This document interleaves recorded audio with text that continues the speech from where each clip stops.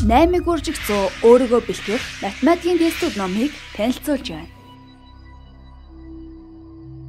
Математикийн сургалтаар улсдаа тэргүүлэх 1.11 олонлог эхлэл сургуулиудын багш нарын зохиосон цоо шин эсэлтийн ерхий шалгалтанд нийцүүлэн системтэйгээр эмхтгсэн АБ хувилбар бүхий 70 тесттэй тус ном сурагч багш эцэг эхчүүдийн найдвартай туслагч байх болно.